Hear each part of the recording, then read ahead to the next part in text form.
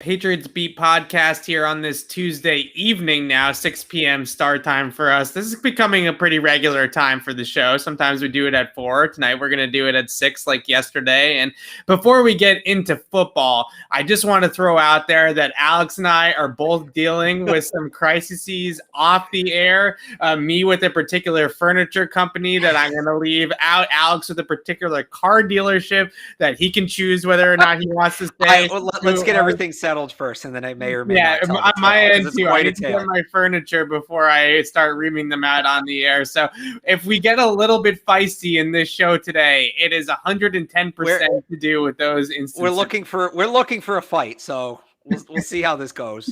This could go off the rails very quickly. But out there today at Patriots practice this morning, Tuesday morning, Patriots head coach Bill Belichick spoke to the media before practice. And as you would anticipate in typical Belichick form, he deflected questions, dodged questions, whatever phrase you want to use, on quarterback Cam Newton and his ongoing COVID situation.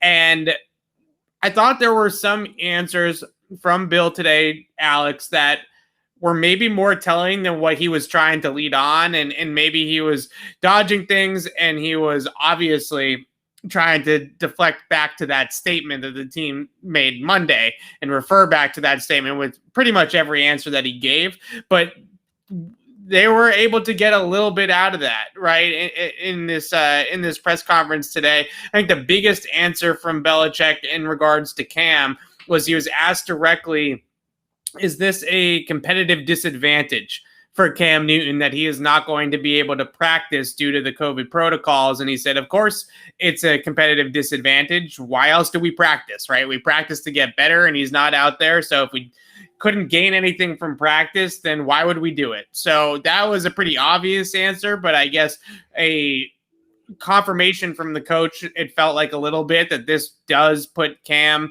in a peculiar situation. He also mentioned that this was a huge week for Mac Jones. He straight up said that. It is. And I was a little taken back. I was like, real? Like, I had to double check. Somebody said, is this a bigger opportunity for Mac Jones? He said, it is. Yes. Period. Stop. End of sentence. Full answer. Is this a bigger opportunity for Mac Jones? Yes. The other thing he said, are you good? Because I just kind of cut you off there. Okay. The other thing he said, let me pull up the transcript to make sure I get it correct, because the devil's in the details here with this one, as I get an email from the car dealership. I don't know if people can see how red my eyes are. It's burying the transcript. I don't know. All right. Anyway, I don't know where it is. Here it is. He was asked about Newton's status for Sunday. Right. And he kept saying, I don't have anything to add to the statement. When he was asked about the previous questions, is Cam healthy? I don't have anything to add to the statement. Do you expect Cam to be back on Thursday? Yes, if that's a time frame based on the statement. Statement. Somebody says, will Cam Newton, or is the plan to play Cam Newton in Sunday's game against the Giants? And he said, I don't have anything to add to that beyond the statement. There's nothing in the statement beyond Thursday, right? So, and I had Jim McBride on my 98.5 The Sports Hub podcast today, 98.5thesportshub.com. And what he said, and he's somebody who's generally pretty on the ball when it comes to Belichick, and he said, and this struck me, if Cam can't play Sunday, and maybe they feel like he hasn't had the reps, and remember, this isn't any preseason game. This is the dress rehearsal. So they are treating this like a prep week. And if they are going to treat Cam Newton's absence like an injury, which Bill sort of alluded to, starting quarterback doesn't practice Monday, Tuesday, Wednesday, perhaps not Thursday.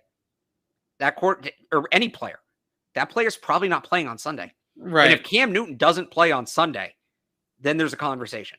So we will see. I kind of didn't think of it because I'm still in the mindset of preseason. He's going to play on Sunday, whatever. But if he's not ready, and he's still a part of things virtually, but if they feel he's not ready, Mac's going to play. It's going to be Mac and Hoyer. So it'll be interesting to see what Cam Newton looks like on Thursday, just how ready he looks. Coming off the heels of that Mike Giardi report, I think Mike tweeted that out, that the team is internally that was just before a little bit frustrated. It was right before Belichick took the podium, and he gets to the podium and he says, this is a big week for Mac to basically audition and have this opportunity without Cam out there on the field, that Cam is behind the 8 ball now this week, essentially, is what he's saying, because he didn't go out and practice this week. And I think that all these types of things that you hear are definitely expressing at least a little bit of frustration publicly with Cam Newton. Now, maybe not with Cam Newton directly. Maybe this isn't about Cam. Maybe this is more about the protocols in the league and getting tripped up and all of that. So certainly you can deflect blame from Cam in any way that you want in that respect. But in terms of the situation as a whole, Belichick definitely seems a little bit ticked off that the Patriots are without their starting quarterback this week, especially as we've talked about so much, Alex, joint practices. Well, you have 2 golden opportunities against the Giants in joint practices. And then there's a lot of coaches that have come out the last couple of days and said that they plan on treating this third and final preseason game like the third preseason game every other year, right, and playing their starters at least the first half. Some teams even saying they might play into the second half. So basically the dress rehearsal for everybody is in week 3 of the preseason now, because there's 2 weeks of layoff between the preseason games, the start of the regular season. So there's plenty of time to rest up and get ready for week 1. So now it feels like the dress rehearsal game is this third and final game. And Cam, as you said, Alex, might not be prepared to play in that game. Yeah, and I will add this to kind of backtrack a little bit to what you just said about, Bill being frustrated. And if we just read into the context, Patriots knew. They've known this whole time that this was a possibility. I kept, it was the, the meme where it's like Pikachu, right? Yeah. It's supposed to like ironic shock, Cam Newton not vaccinated. Cam Newton has to quarantine for being not vaccinated. The Patriots, right? Somebody's going to screen grab that. But yeah, they had to have known this was a possibility. Maybe he's frustrated with the league protocols. I don't know. But, we all know certain things are possibilities. We do them anyway. And sometimes it's, that slap in the face, it becoming reality that makes you change your mind. So we'll see. But yeah, no, it's going to be interesting to see what happens from here on out. Because if they are legitimately frustrated with him, right? Giardi said that they're frustrated. We don't know what they're frustrated with. Right. And it sounded, and I want to make sure that we're clear that the press conference this morning, same thing, right? It seemed frustrated. Belichick seemed frustrated. That doesn't necessarily mean that he was frustrated with Cam. I think what Giardi said, I should just pull up his tweet, right? I think he used the term, here it is. Loading. There is a level of, quote, there is a level of frustration internally with the Cam Newton situation. Right. The Cam Newton situation. So, I mean, we could sit here. We're not 2 to 6 on 98.5. We could sit here and break down what does every word of that mean? What does situation mean? Right. What does the mean in this context versus that context? But clearly they don't like what's going on. And the reality is, if you don't like what's going on, you want to change it. There's 2 things that, the rules are the rules. So you have to change Cam's vaccination status or change Cam being your starting quarterback. Those are the options, because you're not changing the rules, not this year. Right. So before we get into putting Mac Jones and anointing Mac Jones as a starting quarterback, Mac Jones obviously needs to earn the starting quarterback job. Right. And I finally got my hands on the All 22 for the Patriots offense, the coaches film today, and looking at from Philly, yes. Today's practice. Right, yeah. I wish. From Philly, right? And Cam Newton hit on his couple of series that he played, especially that second and third series. The first one was the really short one after the fumble. The second and third series that he played, that was the best Cam Newton's looked maybe as a Patriot. Full stop. Right? I mean, it was really, really impressive tape.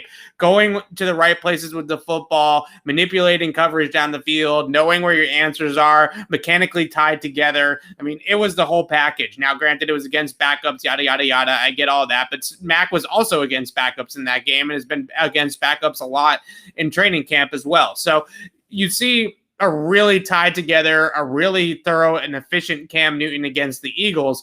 And it is a bummer that now Cam is dealing with all this and is put in this situation by his own account, right? Because no one forced him to not get the vaccine, like no one's forcing him to get the shot, right? So this was a bet that he kind of made it to a degree, but Mac Jones needs to go out there and earn it. And I'm not saying he hasn't, but today out there at practice, Alex, just to segue into what we actually saw on Tuesday morning out at practice, Did you feel like today was a day where Mac earned it? Because he definitely was better than yesterday. The 2 interceptions kind of put a damper on things just a little bit, but certainly a much better performance from Mac Jones today than what we saw on Monday. Yeah, buckle up here in the chat, because I've kind of become the anti-Mac Jones guy, even though I've been banging the table for Mac since October. Mac was great today. I thought this was, I don't know if it was the best day he's had, top 3 for sure. And, the interceptions, I don't think were his fault. At least one of them definitely wasn't. One of them, J.C. Jackson, just made a really good play, getting inside Gunnar Olszewski on a slant. Right. Rookie quarterbacks get beat by star corners. That happens to every rookie quarterback. And, he should make that throw. He made the right read. He made the right throw. He got beat by a better play. The other one, it seemed like there was a miscommunication on the route. The ball's a little behind Gunnar, but I'm not sure Gunnar ran the route where he was supposed to, just based on where everybody else's routes were, right? I'd have to show it to really explain it.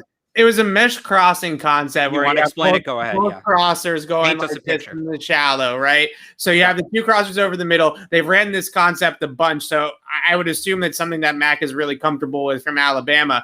And it looked like he held on Jonnu Smith's corner route a little bit. And he was actually talking to Jonnu Smith after the play and felt like maybe he thought Jonnu was going to do something just a little bit different to give him a chance to throw that ball. And it didn't end up happening. So then he comes back to the shallow cross from Gunnar, and he's a little late. He's a little behind it. Now, the adjustment that maybe he thought that Gunnar was going to make to kind of provide context, Devin McCourty was sitting outside the route. J.C. Jackson was sitting inside the route. So instead of continuing across the field into Devin McCourty, maybe Mac thought that Gunnar was going to sit it down, right, and just stay right there in between the 2 defenders.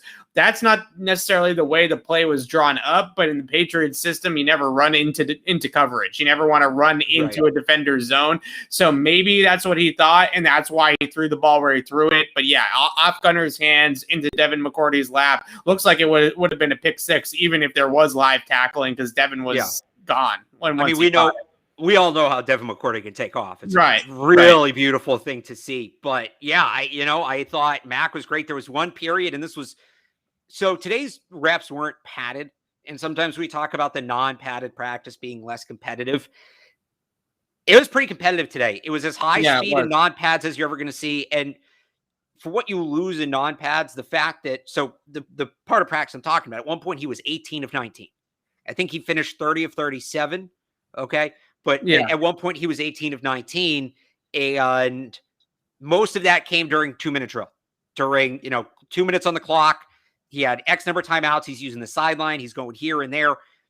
Both drives during that stretch, and some of it wasn't 2-minute drill, but there were 2 full 2-minute drill drives during that 18 of 19 stretch. He scored touchdowns on both of them, and that raises the intensity. So where you don't have the same contact, right, without pads, I still say they're quality reps, because maybe he's not competing against a defense that's going 100%, but he's competing against a clock, and the clock is what the clock is. They're not using, 1 Mississippi and a half to count seconds. The clock is what it is. So yeah, I thought Mac and then his command I was talking to Mike Reese about this at practice.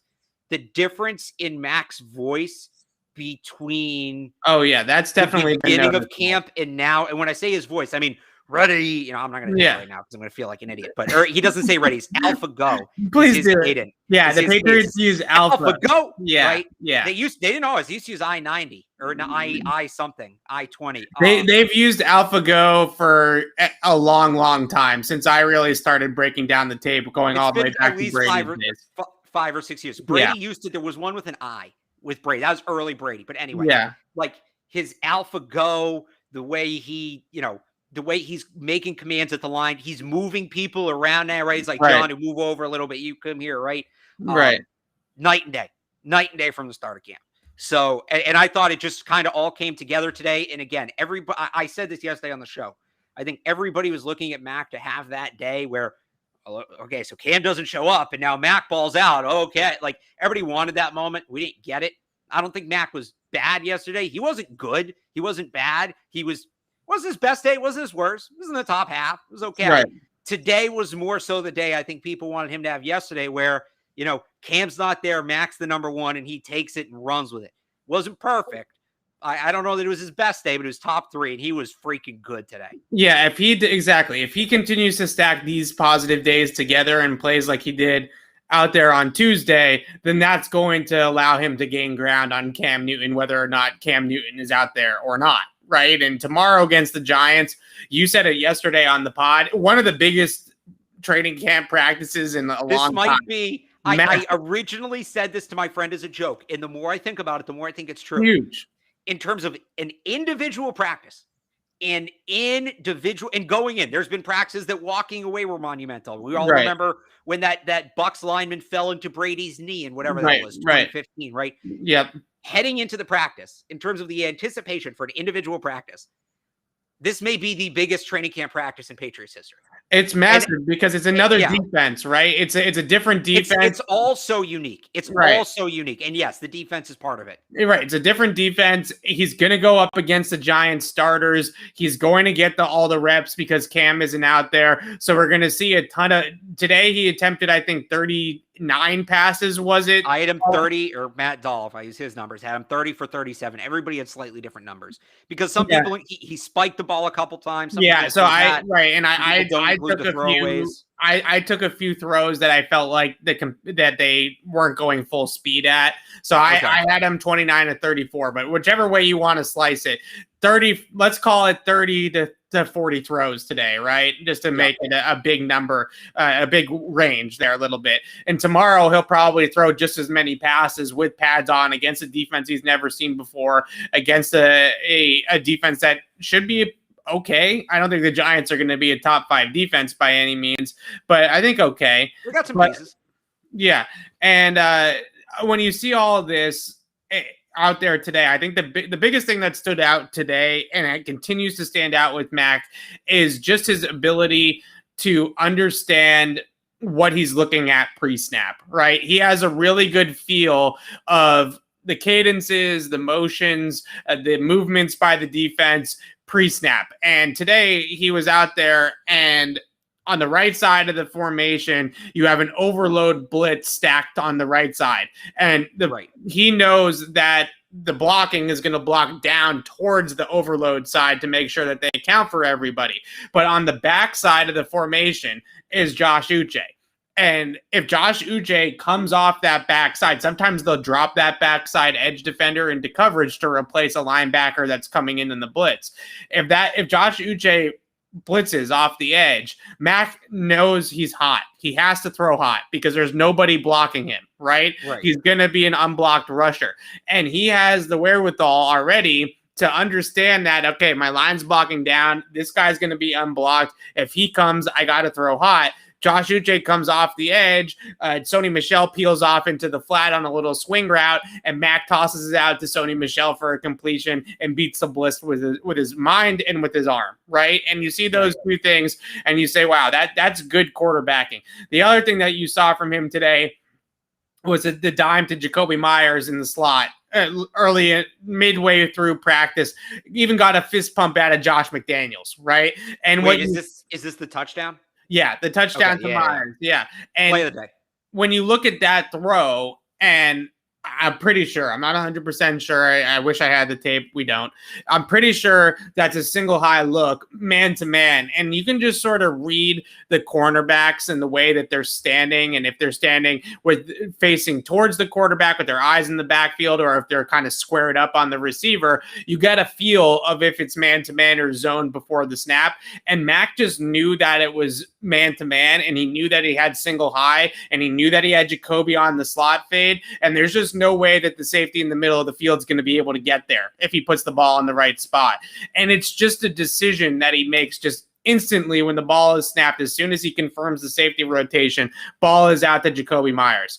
And these types of quick decisions and decisive decisions with the football, that is what Josh McDaniels is looking for. And when he talks about setting the table pre-snap and being able to get everybody positioned pre-snap and understand what the defense is showing you and using all the information at your disposal, that is what they want.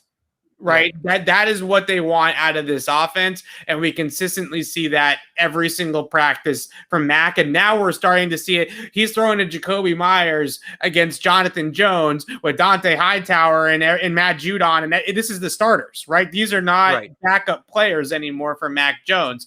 And same with the blitz that I mentioned earlier, where he read the hot.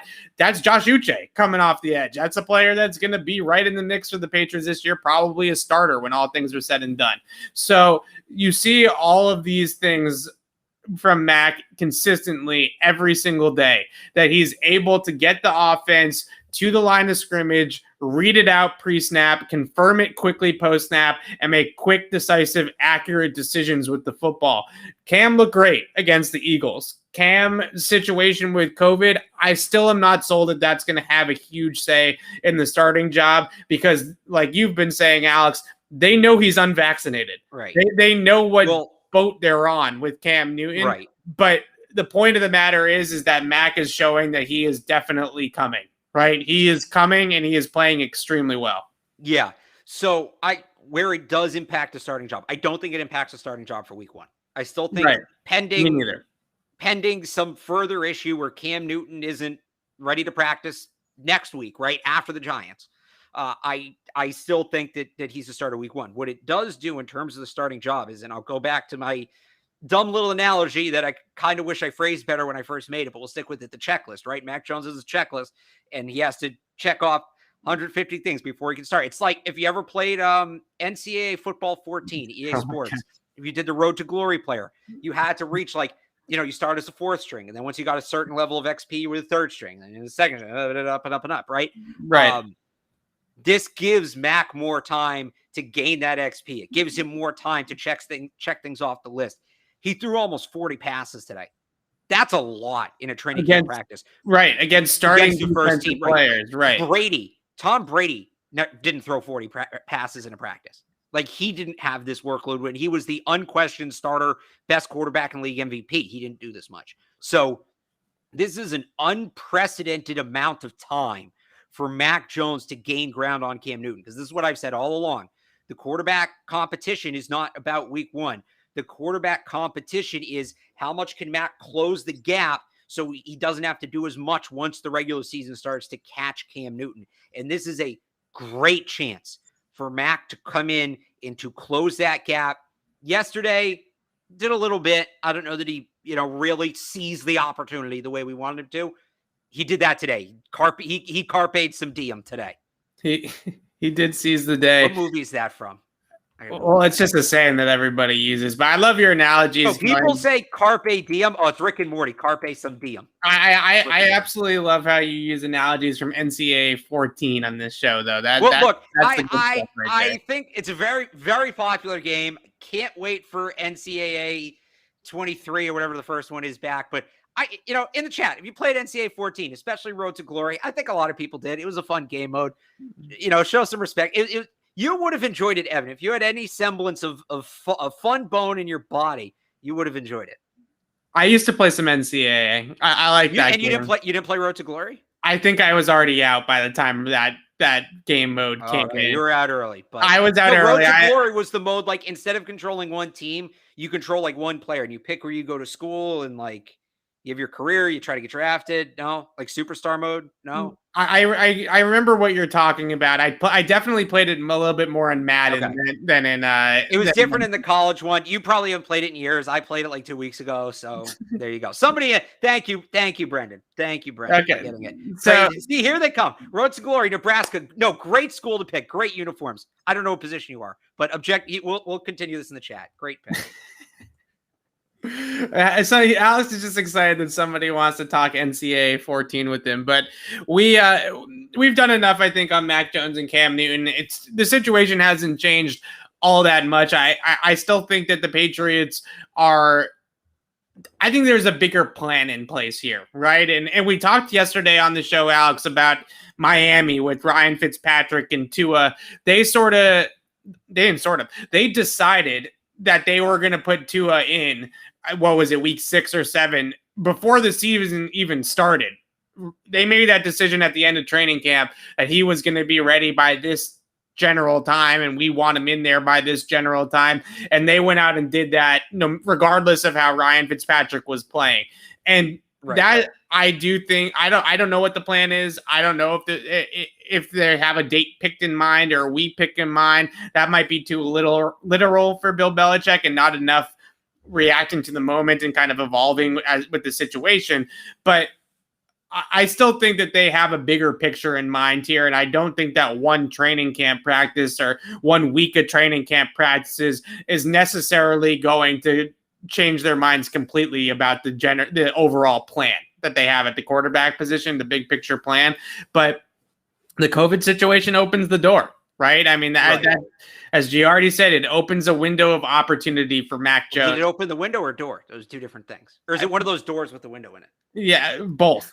Because I don't think that there was much of an opening before for Mac to start early in the season, week 1, whatever you want to call it.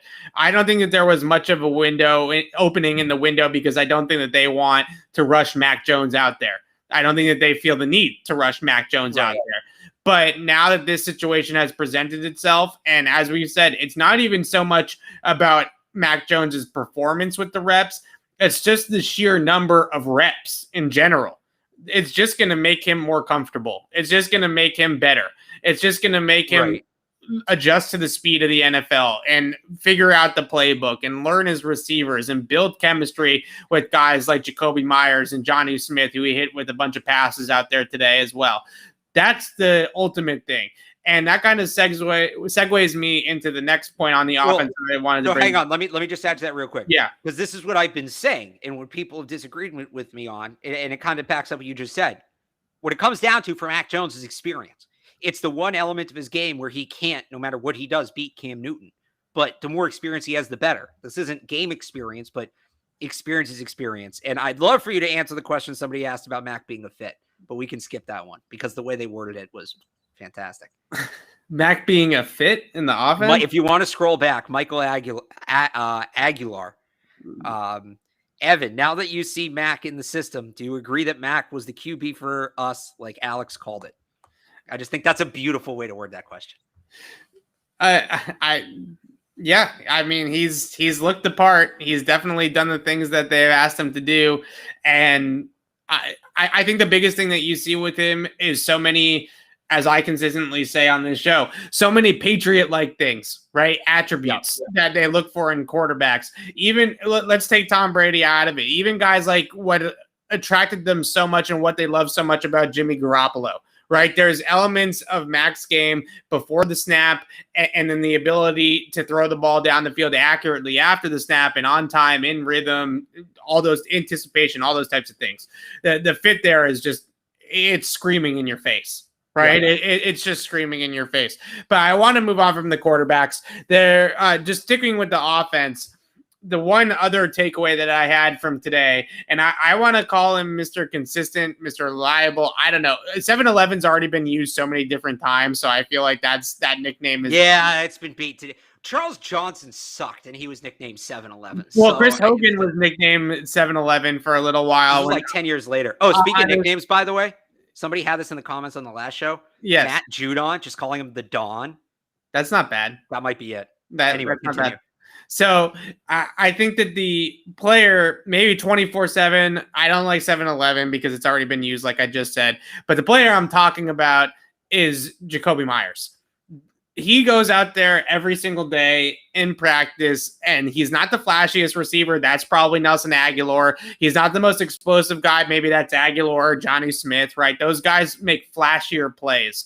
Today, Jonnu made a catch going up above Adrian Phillips and snagged the ball over the middle, made a great catch there.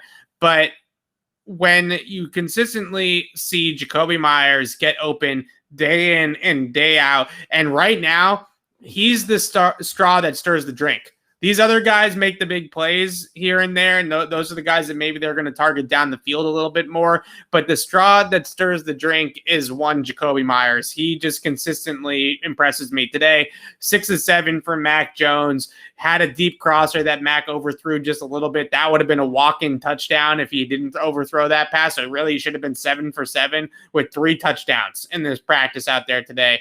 Really impressive camp, really impressive preseason. Jacoby Myers, don't sleep on him, right? This guy's wide receiver one in my book. Yeah, I think, and that's really what the offense lacked last year. I think more than anything else was consistency. And you can get into the little reasons for consistency, Cam Newton's accuracy, the wide receiver talent, right? Injuries, whatever. But like the overarching thing last year was consistency, because there were moments, right? The Seattle game, the comeback against the Jets, the one throw to Damiere Byrd in Houston, which was probably the best throw of the year. Like there were moments of brilliance, and they just couldn't be consistent. And Myers was the closest thing they had to consistency last year. Unfortunately, he didn't really play. He didn't play the entire season. He played a good chunk of it, but there were some key games early that he was, I don't remember if he was a healthy scratch or if he just didn't play, whatever. But yeah, they need that. That's what they missed with Julian Edelman. Run out 8 yards, 8 to 12 yards, find the hole in coverage, sit down, get the ball, fall down. Like that. It sounds easy. It sounds simple. It's not, but it's so, so important for them to do what they want to do offensively. And you'd like to think Jacoby Myers is going to be that guy. I mean, we've talked about him and Edelman's role. He's talked about his relationship with Julian Edelman and how he kind of followed him around for the last 2 years. But, this is what you hope he can be. It's impressive that he can get open over the top of the defense too. Like on the slot fade today in practice, he's not supposed to win on that route, right? He's a 4.6 guy. He's a high, maybe he's faster than that. Maybe he just ran a bad. I mean, he's working against a slot corner, so it's all relative. I guess so, but Jonathan Jones is one of the fastest guys in the league. And the fastest player on the team, according to Madden. Right, and he shouldn't get open over the top on Jonathan Jones, and he's still able to do it because of his releases and because of his suddenness and his explosiveness. He's still able to do it. There was also a route over the middle in the red zone, low red zone, where he just paced it out extremely well. He let the vertical clear it out, and then he kind of paused almost, and you thought like the controller broke, right? To use one of your video game references. There we go. You thought the controller broke for a second, and then once the coverage kind of went upfield with the rest of the receivers, he then broke it out quickly on a slant and exploded through the route, and boom, touchdown, right? These are just consistent plays you see out of Jacoby every single day. Extremely impressive. The other offensive storyline so hang on real quick with that, because somebody asked in the chat how Jacoby gets open, and this is kind of what we're explaining, and I want to give him the credit for this because it's really impressive what he does. Right. And I want people to understand it. And he's talked about before, remember, Jacoby Myers originally was recruited in college as a quarterback, and he's talked in the past about still seeing the game through a quarterback's eyes. And Julian Edelman, same thing, right? Former quarterback. He gets open with his brain, and that, and quickness. Quickness is part of it. But it's, against zone coverage, for instance, right? There's going to be holes in zone coverage. That's the way the zone works. He's able to, like a quarterback, read the zone, figure out where the hole is going to be, whatever, does he have a specific route? To marry those two concepts would take us 15 minutes to explain. End of the day, he knows how to get to the spot that he needs to be in. That's also holding the zone, get there and catch the ball. And that's exactly what Julian Edelman did. That's how Julian Edelman won. And then you use that quickness to kind of take it to another level after the catch, et cetera, or even before the catch. Quickness comes into play in man coverage, but that's what Jacoby's doing. They need somebody to do that. This offense doesn't run unless you have somebody going out 8 to 12 yards and sitting down in the hole in the zone. That the whole thing, everything else is built from that starting point. So, right. And that's why the fact he's doing that is great. And not to bring this always it's harder. It's harder than it sounds. Sorry, it's harder than it sounds. It sounds easy. Oh, so he just runs over and stands there. Right. It's a lot harder than it sounds. Yeah, and the ability to beat man coverage all comes from his feet, right? And he's extremely quick in and out of his breaks. He's extremely quick at the line of scrimmage, efficient at the top of the route, doesn't have any wasted steps, doesn't drift in his routes, extremely good at coming downhill on the top of the route as well. But you see all of these movements. It's not just quickness. What I think it's explosiveness, right? It's sudden explosiveness. It's not necessarily explosiveness in the same way that Nelson Aguilar gets over the top of the defense and runs a go route or a deep post. It's sudden explosiveness in that 3x3 area, right? And just being able to change gears and all of a sudden go from basically jogging to all out cut speed and going 100 miles an hour through the break, those types of sudden movements are really, really difficult because corners sit there and they try to read it out and they try to feel it out. And then all of a sudden, boom, he's open. Right. And that's what Jacoby Myers brings to the table. And not to relate this all the way back to the quarterbacks always, but that's football. That's football. As you said, the foundation of this offense, and there's a play that I want to put up on Twitter after this. You can guess, but I don't know if you're going to get this one. Haas wide juke? No. Okay. It's a play by Mac Jones. Oh, like a specific play. Yeah, I get against the Eagles on the tape that really stood out to me because all the downfield throws are great, yada, yada, yada, whatever, right? But this throw is 3rd and 7 in the red zone, money down, and they have a 3-by-1 formation. Gunner is the inside man in the slot on the 3 receiver side. They run post wheel to clear out the coverage, and all they do is get Gunner open at the sticks on a little option route, and Mac Jones just reads out the leverage and throws the football, right? So that to me, like you said, that 3rd and 7 play where the receiver reads out the coverage, beats a man to man, gets open at 8 yards, sits down somewhere and moves the chains. That's the Patriots offense. And that's what we consistently see Mac be able to operate in, is that those quick passes, those quick decisions, the move the chains types of throws. The consistency there from Mac Jones has really been off the charts all training camp and preseason. Regardless of who he's going up against, the processes there are really, really clean. And that, I think, is the most important thing. The other thing I wanted to mention just quickly about the offense, it was a non-padded practice out there today, so not much to glean on the offensive line or the defensive line. But in terms of what we saw out of the Patriots receivers, am I going too far to say that the Patriots almost missed N'Keal Harry a little bit on the outside? Because I talked about this with you after practice, that over the last 2 days, they attempted a goal line fade to Nelson Aguilar, incomplete. They attempted a goal line fade to Kendrick Bourne, incomplete. And then Gunner gets muscled off the spot by J.C. Jackson on a slant, where he's giving up some size and certainly giving up some play physicality. And when I look at these receivers that they have when N'Keal isn't out there, they have Jonnu. Hunter Henry didn't practice full today, but they technically would have Hunter Henry as well. But when I look at these receivers, Aguilar, Kendrick Bourne, Jacoby Myers, Gunner, if he's going to be out there for his receiver snaps, not a ton of size, right? There's just not a ton of size, and there's not a ton of ability to, on the outside, go up there and win that jump ball. That's not the highest percentage throw in the world. So I'm okay with the fact that they're not going to throw that all the time anyways. But in terms of having some size out there and having some ability to just be a big body target on the outside, unless you're going to consistently flex out Jonnu or Hunter Henry and trust them to basically run X receiver routes, N'Keal Harry's size is something that has stood out all throughout camp to me. And watching them practice without him over the last couple of days, it has stood out that they haven't had that option outside the numbers in terms of size and ability to win uncontested catches. Yeah, they're missing size. I don't know that it has to be N'Keal Harry. Obviously, he's been very good, and it's convenient. All right, you're missing size. You have a big receiver who wasn't out there, but I would say in the same breath, all right, and they're missing Hunter Henry, who was in a non-contact jersey today. So, they're missing size. You're right. I think having N'Keal back certainly helps with that, but I don't know that N'Keal is the lone solution. Like, I don't know that you put N'Keal back in the lineup and the size thing is fixed. I think Hunter Henry is a big part of that equation. And even with both of those guys, I don't know that, I don't know if there's room on the roster for another big body, but I don't know that adding another big body hurts either. So, yeah, no, they missed N'Keal. There was a play yesterday, too, where they threw a fade to the back corner to Nelson Aguilar, and J.C. Jackson just bullied him out of the spot, and he didn't pick it off. He broke it up. But I turned to either you or Matt Dolph, and I said, yeah, they throw that play to N'Keal. It's a touchdown. Right. So, yeah, no, size is an issue, but I think it goes beyond N'Keal Harry. I think it's missing N'Keal Harry and missing Hunter Henry and still maybe not quite being there. Right. I just wonder. But N'Keal helps. N'Keal helps. It's easy to sit here and say that you just flex out Hunter Henry or just flex out Jonnu, but having a tight end like those guys run detached from the formation, basically, like I said earlier, lining up as an X receiver.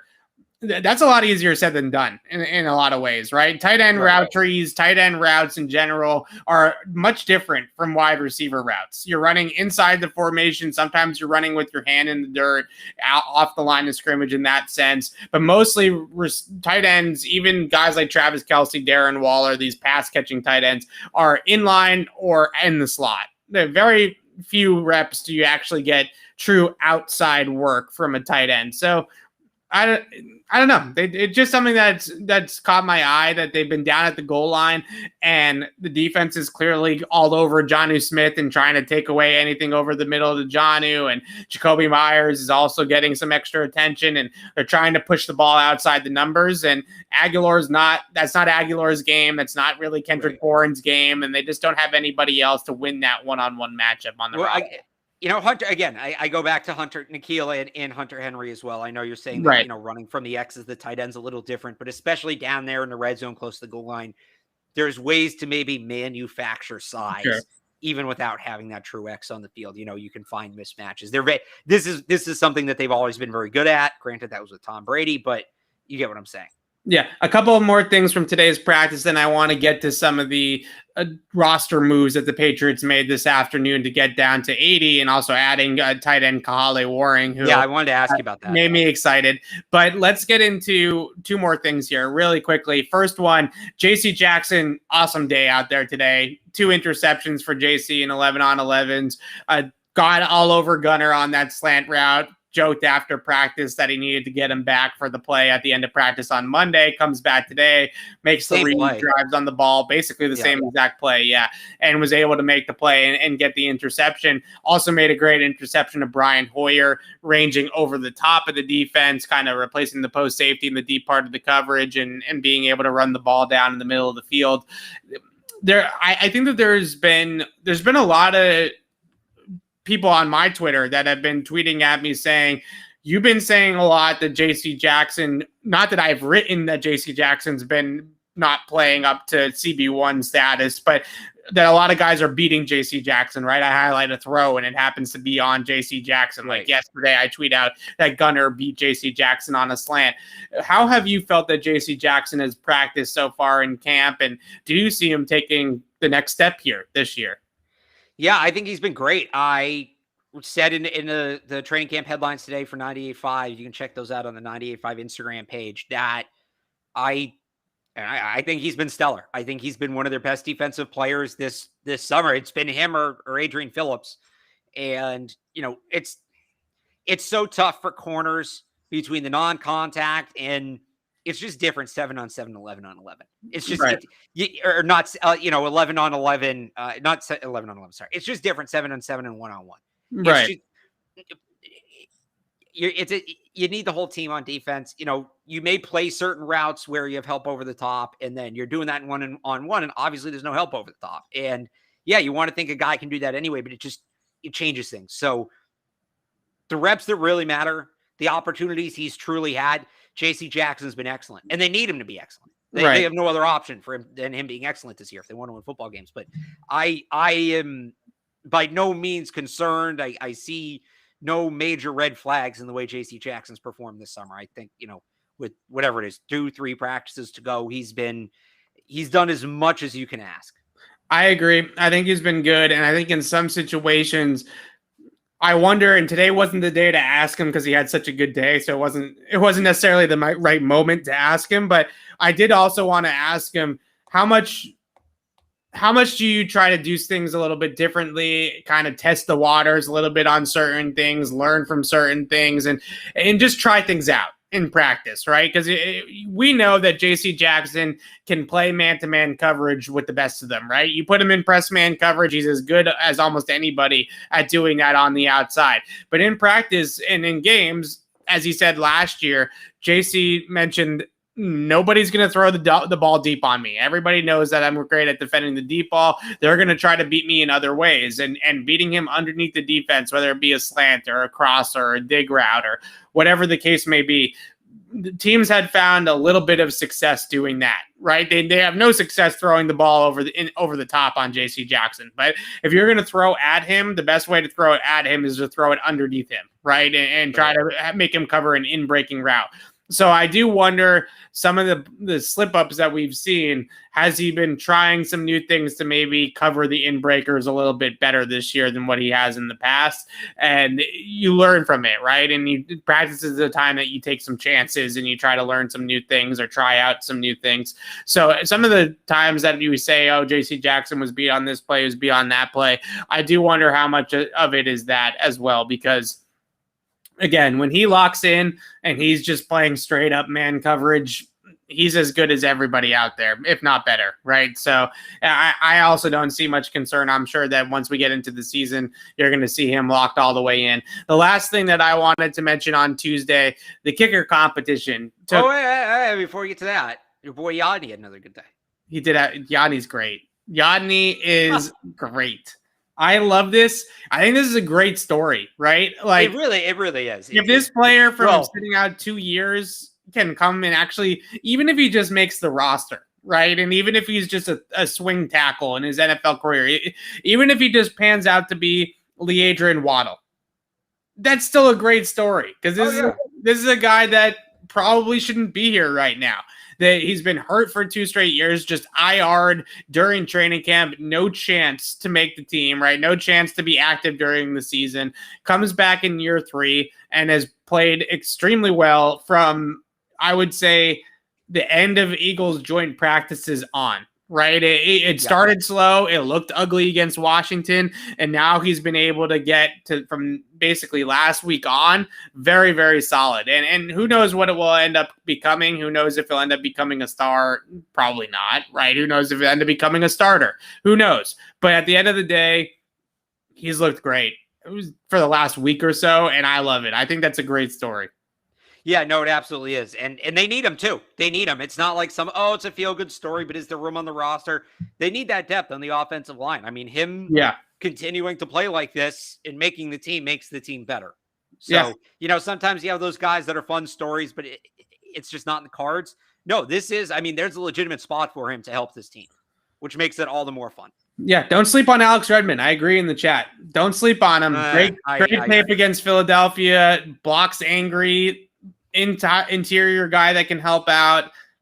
We both know I think we both might have had 7 or 8 offensive linemen on our last 53-man roster projections, and we both know that it's going to be more than that, right? Yeah. I mean, it has to be more than that. I don't know if they would go Redmond over Ferentz just because of Ferentz's ability to play center, but Redmond can probably play both guard spots, and he's a mean guy.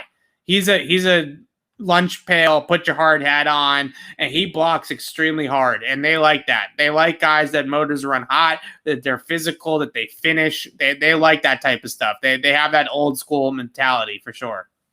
Yeah, I'm still not sold on Redmond. He struggled a lot at the beginning of camp. He did. And I know we're supposed to, I've been the one that, the more important stuff's at the end. I can't get, and I normally like professional athletes named Alex. I'm normally super into it. It's fun for me, but I don't know. I can't get into it.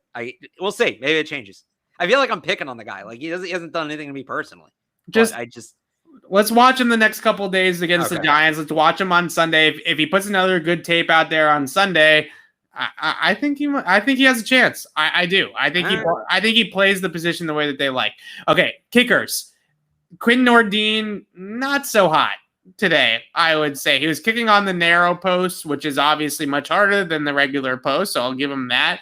But what do you think about this situation, Alex? What were you thinking about Quinn Nordin today? Because he was 2 for 5. Some people might have had him 3 for 5, depending on your judgment call of the regular goal posts. But I would say there were a couple of kicks that were just nowhere close. Right. I mean, they were wide left, wide right shanks.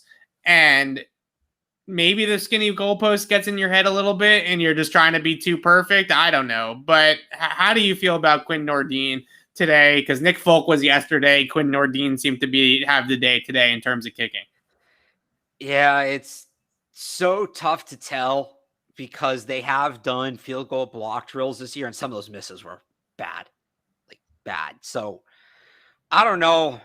it feels kind of mental at this point. I'm still where I'm at. It's either Nick Folk or they go elsewhere. I don't think Nordin's ready. I think they get him on the practice squad. I'm not giving up on him long term. I'd like to see him next summer after he has a full season to work with, Cam McCord and his coaching staff. But right. I don't think he's there. Me neither. All right, moving on from that, let's talk some Kahale Warring. Let's also talk the roster cuts that the Patriots made today. I don't think there were any real surprises. Devin Ross, Malik Gant, RJ Prince, who we both thought was going to get cut from the 90 to the 85. So that one was really not a surprise. And who am I forgetting? Oh, Brian Corey, the long snapper, of course, is not going to make the team with Joe Cardona here. So those 4 cuts were not a surprise. Marcus Martin goes on IR. That's the 5th move to get down to 80. But then the Patriots placed a waiver claim for a tight end, Kahale Warring from the Houston Texans. And Kahale Warring is a player that I scouted out of San Diego State and absolutely loved what I saw there. It's a ball of clay. And they can afford to do that because they have Hunter Henry, they have Jonnu. I think Devin Asiasi and Matt Lacoste are both further along than Kahale Warring is at this point. He was extremely late to football. Started playing football his senior year of high school, basically had no offers coming out of high school, goes to San Diego State to play both football and, no joke, water polo. Also, really good water polo player. And he's just got a ton of raw upside and athletic abilities. 6'5", 6'6", 250 pounds, and moves extremely well. So this is a developmental ball of clay for the Patriots at the tight end position. If this was last year and the Patriots signed a guy like Kahale Warring, you would sit there and say, what are we doing at tight end? But now that they have Hunter Henry and Jonnu Smith, these are the types of guys you want to get in here, maybe keep on the practice squad for the year and see if you can develop him. So he kind of reminds me of another guy the Patriots, I don't know if they claimed him off waivers or signed, like throwaway tight end from the Texans. That's Steven Anderson. And obviously Anderson, I think he actually played 16 games last year. He did. So he did turn into, a real player, but just at, big athletic tight end. A guy that, like you said, ball of clay that they can just kind of mold and turn into somebody. He's probably a longer term project player. I still think Devin Asiasi gets that 3rd spot. Maybe they had their heart set on keeping 4 tight ends and Matt Lacoste won't be back in time. He would be a good replacement for Matt Lacoste, but I think with 16 spots on the practice squad now instead of 10, teams are just kind of looking a little deeper there, right? Right. And also you can keep more players, it's not just rookies and second-year guys. So I think Warring would still be eligible anyway. But yeah, no, I don't know that this move impacts 2021 at all, but I think he's a good player to have in the building. And now they have him in the building. Right. I spoke to Steph Stradley, who covers the Texans down there for the Houston Chronicle, and she said that Kahale Warring's had some moments in training camp, certainly, where it has flashed, and he's got really great speed and footwork for a guy of his size, like a rare size speed type of prospect. Very, very raw. Like I said, late to football, didn't play much football growing up. So we'll see what happens. I think that's a nice pickup for this time of year, just to have him on, stash him on the practice squad. I saw somebody ask, was he a better prospect coming out than Dalton Keene? I thought he was a better prospect coming out than Dalton Keene. He was drafted right around that tight end. There's a bunch of tight ends drafted.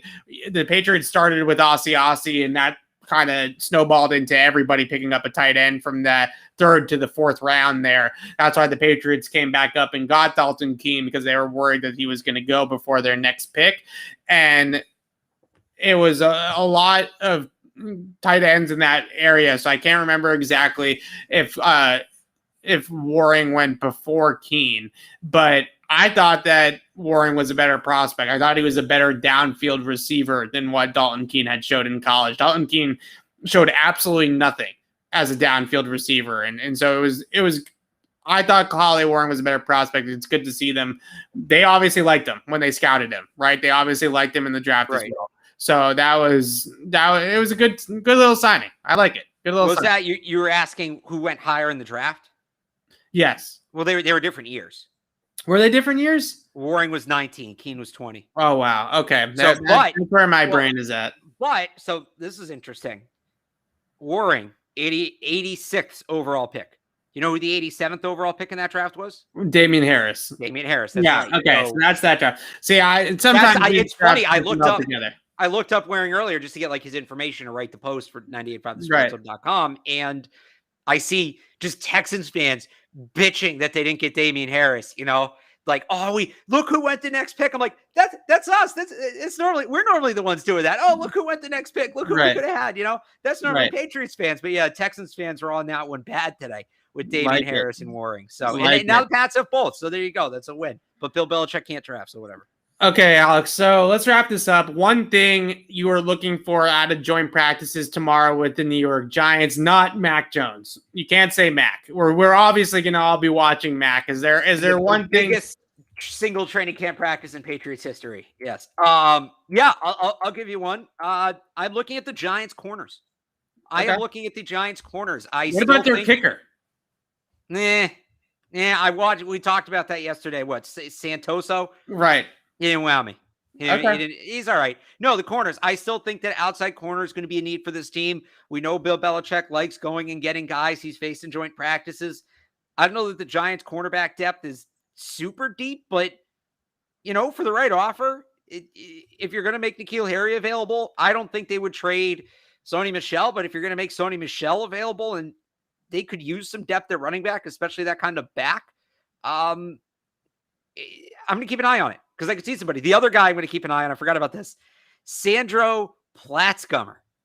Sandro Platzgummer, the Austrian running back. He's their Jakob Johnson. He's their international pathway player. In the first preseason game, he had like a 60-yard run or something, and the Giants went nuts. And I looked into his game a little bit. He's one of those backs that's not really good at anything, but he's not bad at anything, right? He does a little bit of everything. That's Bill's kind of back. He looks kind of like a poor man's Rex Burkhead. We know Bill likes the international pathway guys. Maybe not this year, but a year or two down the road. Like, he's a guy I could see them pursuing. So, and he's like this like fun, goofy story in New York this year. I mean, Platzgummer, what a name. So I'm looking forward to getting on that bandwagon a little bit. Big Platzgummer guy over here. There's some stat out there about Bill Belichick, especially when they hold these joint practices. The Patriots always bring in somebody from one of these joint practice camps, right? They always bring in a player that they like scouting. So whether it's a corner, whether it's the kicker, whether it's this running back that's from Europe and international pathway program type thing. Yeah, I do believe Saquon Barkley is supposed to practice, which is going to be fun. That will be interesting to see how the Patriots linebackers and safeties are able to handle Saquon Barkley. So it will be a really fun couple of days. The other thing I'm going to look for is, are the Giants potentially N'Keal Harry suitors? Because N'Keal Harry's hurt, but Joe Judge was his position coach for at least a year. I definitely a year. I don't know if it was 2. Joe Judge was his position coach for a period of time. He knows N'Keal Harry extremely well from that. I don't know. The Giants, they have some receivers, but they also could maybe use one more.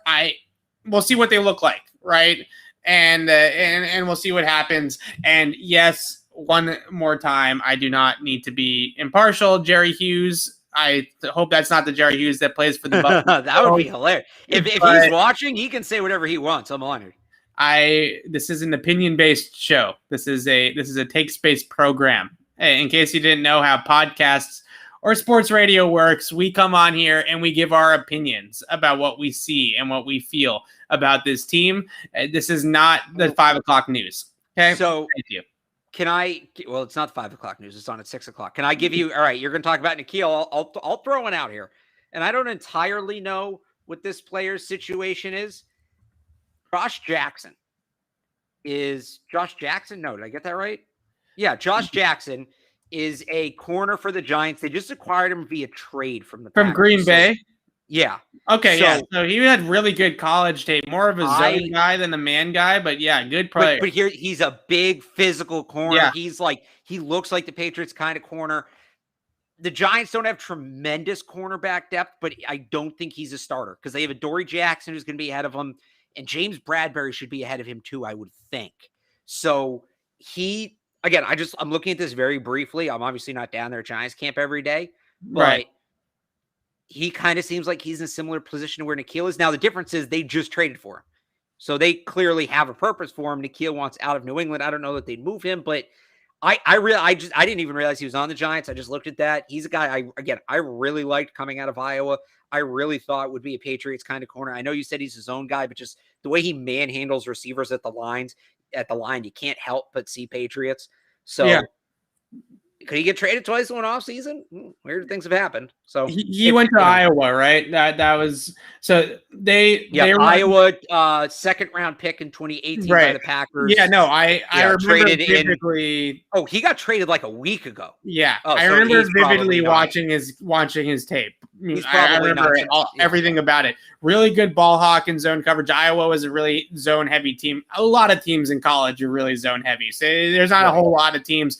Bama, Georgia, maybe a couple of teams in the Ohio State region that play true man-to-man, right? So I don't know. It's not exactly a systemic fit necessarily, but I love the skill set. Stylistic. I'd say it's a stylistic fit. Although he was traded on August 17th. So that's right. I think that's literally a week ago today. So I don't know if he's somebody you can get, but I like him for the Patriots. I do. So we'll see. Okay, I like it. I just look at the Giants roster, look for other people that the Patriots might be interested in, whether it's the Giants or it's the Eagles. You have to think that they're going to pick up somebody from one of these joint practices that stood out to them. Alex and I are both going to be out there at joint practices on Wednesday and Thursday. We're going to do the podcast Wednesday night, probably around the same time as we have the last couple of days, to break down everything that happens on Wednesday. Going to be a fun day. Going to be a Mac day, right? It's going to be all Mac, and it's going to be really fun to see how it looks. Practice in Patriots training camp history. The biggest single practice in Patriots training camp history. Buckle up. Fair enough. And then Thursday is going to be really fascinating too, just because Cam should be back, right? So you're going to see Cam come back and how that dynamic plays out and all these types of things. So we'll be back on the podcast tomorrow night, like I said, to break down day one of joint practices with the New York Giants. But until then, signing off for Alex Barth, I'm Evan Lazar. Thanks for watching, everybody.